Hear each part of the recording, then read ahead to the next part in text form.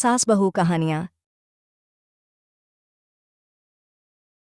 सास के बेमतलब ताने।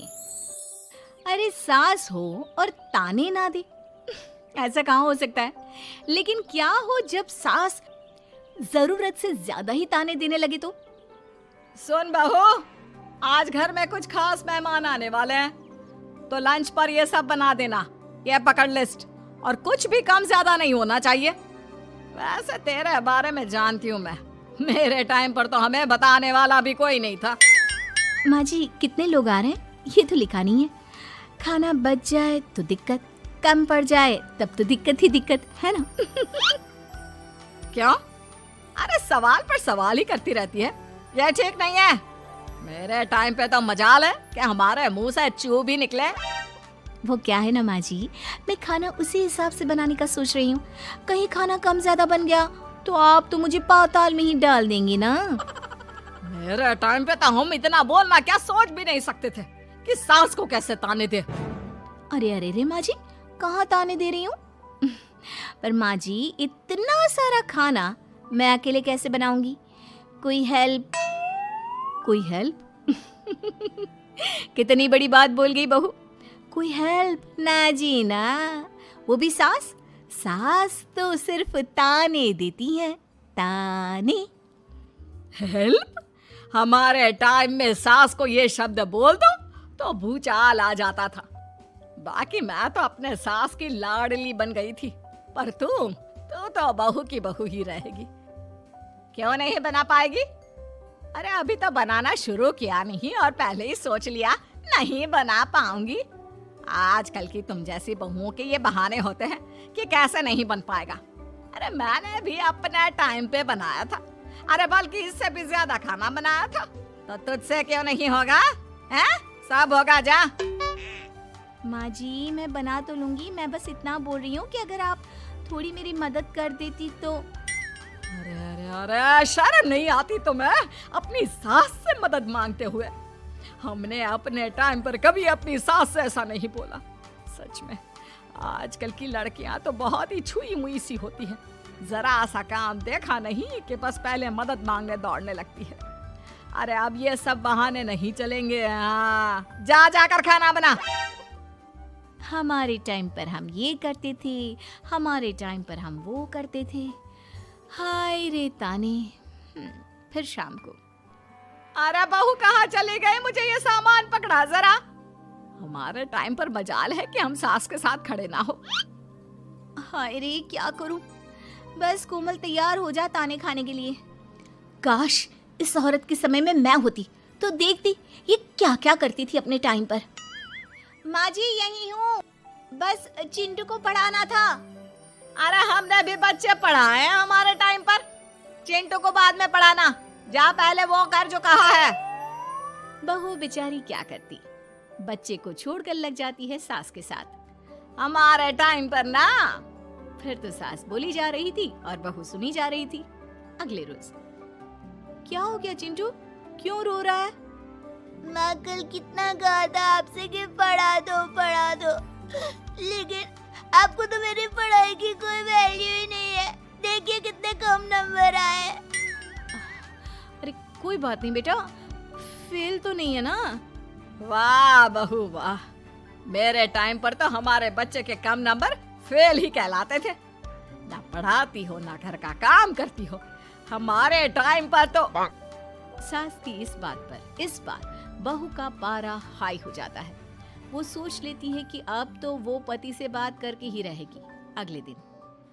माँ जी, सारी सफाई हो गई, मेरी कमर टूट रही है, मैं जरा सोने जा रही हूँ। सोना? अरे हमारे टाइम पर तो हम ये जानते भी नहीं थे कि आराम क्या होता है। पागल हो गई है क्या? रुक अभी, देख उस कोने में देख, मुझे कितनी धूल दिख रही है। और वो बिस्तर के नीचे तो देख कितना काला पड़ा है। और पर्दों के पीछे खिड़की पर देख, जाले लगे हुए हैं, वो कौन साफ करेगा? ऐसी सफाई होती है क्या? जा फिर से कर। मैं तो घर में एक दिन का गंदगी नहीं आने देती थी, लेकिन जब से तू आई है घर की हालत ही खस्ता कर दी है। अरे माँ, तो तू कहाँ गई? तू भी तो यही है। वैसे माँ, मैंने कभी तुझे सफाई करते नहीं देखा। जब से ये आई है न जाने आप में कौन सा सफाई का कीड़ा चला गया है। हाय रे, हमारे टाइम पर तो पति कभी बीवी की तरफ से बोल दे तो समझो घर का बंटवारा, और यह घर तो मेरे ही नाम से है। तो बेटा निकल ले बीवी को लेकर। हमारे टाइम पर तो। अरे कैसी बात कर रही हो माँ, मैं तो बस मजाक कर रहा था। इतनी कम सैलरी में मैं कहाँ अलग रह सकता हूँ। माँ जी प्लीज़, मैंने अभी पूरा घर साफ किया है और इन जालों को झाड़ूंगी तो फिर से पूरी गंदगी हो जाएगी। फिर से सारे घर के झाड़ू। ना माँ जी ना। हमारे टाइम पर तो मैं दिन में 10 बार झाड़ू लगाती थी, हमने नहीं किया है क्या? मायके से कोई तो संस्कार लेकर आई होगी ना तू बहू, क्या कुछ भी नहीं? तभी पति आ जाता है। बहू पति की तरफ देखती है कि शायद वो उसे उसकी माँ के प्रकोप से बचा सके, लेकिन नहीं, उल्टा उस दिन की माँ की डांट की बात से तो पति के तेवर ही बदल जाते हैं। देखो माँ जो करती है करती रहो, माँ बड़ी है, जो कहती है सही तो कहती है। बस पति का ये कहना और बहू का पारा 7वें आसमान में। एक इनके भरोसे मैं सब सह रही थी, लेकिन आज तो इन्होंने मेरा ही साथ छोड़ दिया माँ के लिए। अब तो इन लोगों को सबक सिखाना ही होगा। फिर एक दिन, बहू ये कौन है और तुम्हारे साथ क्या कर रहा है? और ये हाथ, अरे हाथ छोड़ मेरी बहू का। कौन हो तुम? माँ जी वो कोई नहीं माँ जी, माफ कर दीजिए। बहू घबराने का नाटक करती है। अरे क्यों डर रही हो तुम? मैं हूं ना तुम्हारे साथ। आंटी जी, मैं इसका बॉयफ्रेंड हूँ और मैं इससे मिलना आया हूँ। कोई समस्या? बोलिए। बोलेंगी क्या? यही कि इनके टाइम पर तो इन्होंने न जाने कितने ही बॉयफ्रेंड बना बना कर छोड़ दिए हैं। क्यों माँ जी, यही कहने जा रही थी ना आप? अब क्या था, सास की बोलती बन। कैसे कहे कि उनके टाइम पर। बहू ये सब ठीक नहीं है। मेरे टाइम पर। हाँ हाँ आंटी जी, क्या आपके टाइम पर क्या? जरा हमें भी बताइए ना। अरे हमारे टाइम पर बॉयफ्रेंड कुछ नहीं होता था। सास की आंखों की शर्म होती थी। अरे पति के अलावा किसी और से बात भी नहीं करते थे हम लोग। ये क्या चल रहा है बहू? चल क्या रहा है आंटी? ये तो परेशान है आपके घर में आकर। आप हर बात पर इसे सुनाती रहती हैं, ताने माने। अब इससे बर्दाश्त नहीं होते तो मैंने सोचा क्यों ना मैं इसे अपने ही घर ले जाऊं, कम से कम आराम से तो रहेगी। वाह रे, हमारे वक्त में तो ऐसा नहीं होता था कि सास के ताने बर्दाश्त नहीं तो किसी और के साथ चली जाओ। अब नहीं होता तो नहीं होता माँ जी। मैं भी तो कल को अपनी बहू को कुछ अपने वक्त की सुनाऊंगी ना कि सास के ताने समझ में नहीं आ रहे थे अपने वक्त में, तो मैं अपने बॉयफ्रेंड के साथ चली गई। वाह, फिर तुम्हारी बहू को समझ में आएगा कि तुम कितनी मॉडर्न थी अपने वक्त में। अरे चुप, बिल्कुल चुप। क्या बकवास कर रहे हो तुम दोनों? तो क्या करे, पति को तो अपने घर की लालच दे रखी है, वो तो मेरे लिए बोलते नहीं, तो किसी के पास तो मैं रहूं ना शांति से। तभी पति आ जाता है। नहीं, दूसरा घर तो मैं ले सकता हूँ, लेकिन दूसरी बीवी नहीं। माँ वो कितने ताने सहेगी? मुझे मेरी गलती का एहसास हो गया है, चलो हम कहीं और रहेंगे। अरे नहीं, हमारे जमाने में। फिर माँ जी? मतलब मैं कैसे रहूंगी तुम लोगों के बिना? बहू मुझे माफ कर दे। ओके, कर दिया माफ। अच्छा ये तो बताओ कि ये लड़का कौन है? मैं इसकी मौसी का बेटा हूँ, मिलने आया था। अच्छा दीदी, बाय। समधी की शादी। इस कहानी की हीरोइन गंगा है, जो अपनी समधन की मौत के बाद अपने समधी के अकेलेपन को समझते हुए समधी की दूसरी शादी करवाती है, लेकिन उसकी बहू इस बात से बिल्कुल खुश नहीं होती। मुझे लगता है आपको शादी कर ही लेनी चाहिए। आपकी इस उम्र में ख्याल रखने वाला भी तो कोई होना चाहिए ना। वैसे भी आपकी इकलौती बेटी थी, वो भी हम ले गए। अरे इस उम्र में शादी, लोग क्या सोचेंगे और कैसे कैसे बातें बनाएंगे कि जिस उम्र में इसे अपने पोते पोते को गोद में खिलाना चाहिए, उस उम्र में ये शादी कर रहा है। ऊपर से नव्या क्या सोचेगी मेरे बारे में कि माँ को गए हुए 1 साल भी नहीं हुआ और पापा ने दूसरी शादी कर ली। मुझे नहीं लगता इस शादी से नव्या को कोई परेशानी होगी, उल्टा उसे खुशी मिलेगी कि उसकी गैर मौजूदगी में उसके पिता का कोई ख्याल रखने वाला है। क्यों नव्या, सच कहा ना?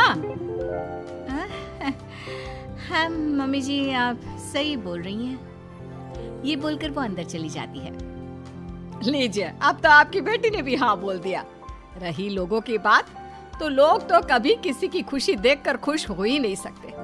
अगर आप लोग खुश रहेंगे तब भी वे बातें बनाएंगे, और अगर आप दुखी भी रहेंगे तब भी बातें बनाएंगे। इसलिए अच्छा यही होगा समधी जी कि आप उनके बारे में सोचना छोड़ ही दीजिए। समधी को सास की बात सही लगती है। वो भी सोच लेते हैं कि बच्ची जिंदगी के लिए कोई हमसफर बना ही लेंगे। आप ठीक बोल रही हैं। जब मेरी प्यारी बिटिया नव्या और उसके ससुराल वालों को मेरी इस उम्र में दूसरी शादी से कोई दिक्कत नहीं, तो परेशानी कुछ है ही नहीं। ऐसे ही सास समधी की दूसरी शादी करवाती है और फिर समधी के घर आ जाती है बहू की नई माँ। कुछ दिनों के बाद बहू अपने मायके अपने पापा और नई माँ से मिलने आती है। मेरा बच्चा कितने दिनों बाद मुझसे मिलने आई है। इधर बैठ, मैं तेरे लिए कुछ अच्छा सा बना कर लाता हूँ। तेरे फेवरेट पास्ता खाएगी ना? पापा आप क्यों?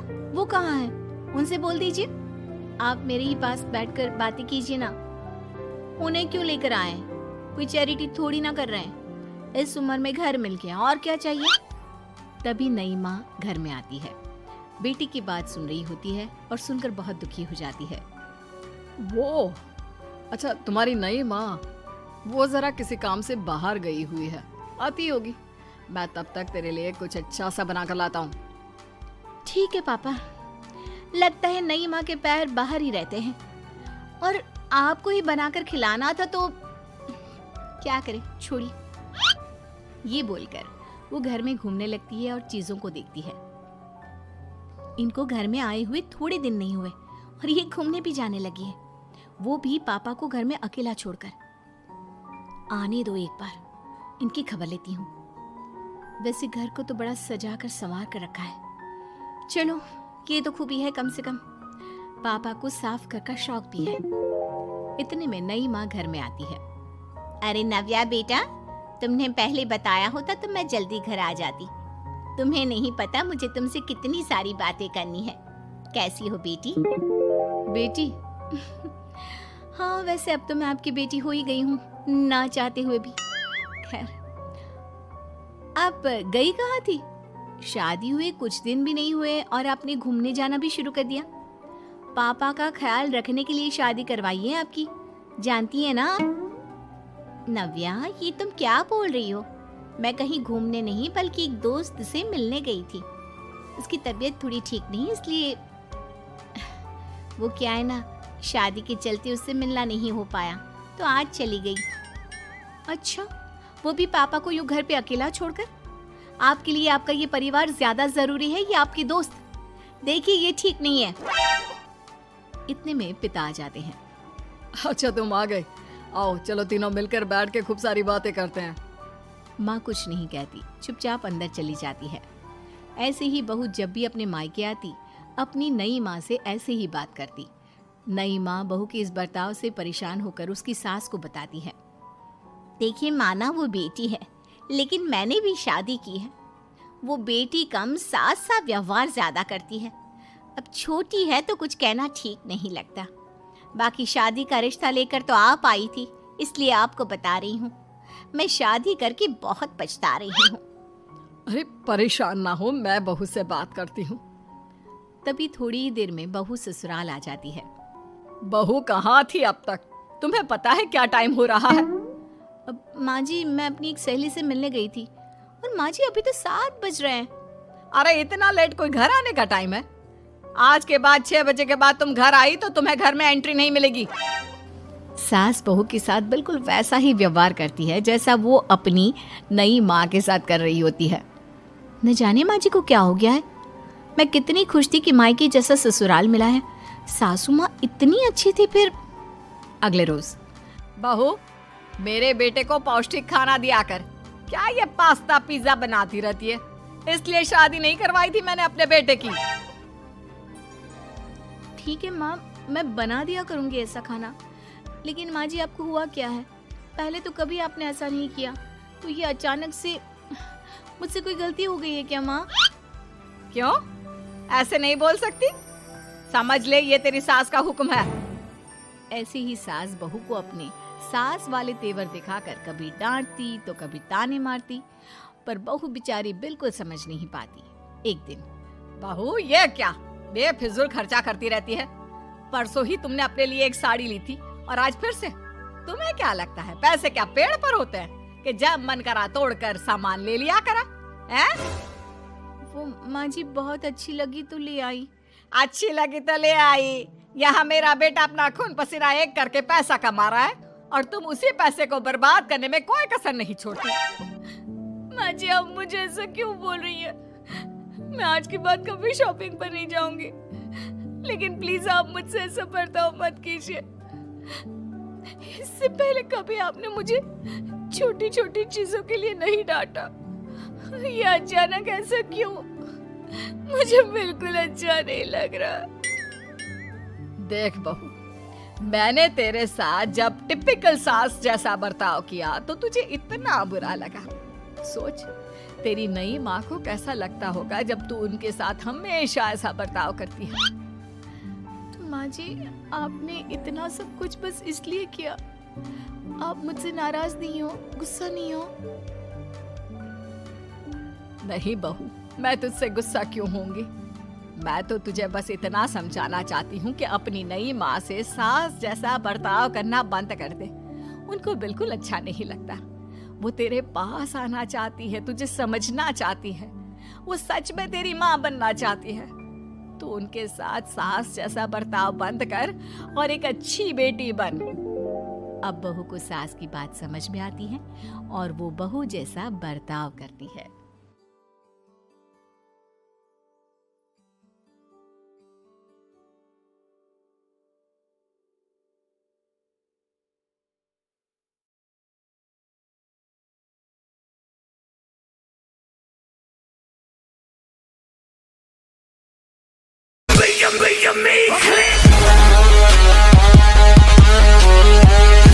Like, subscribe,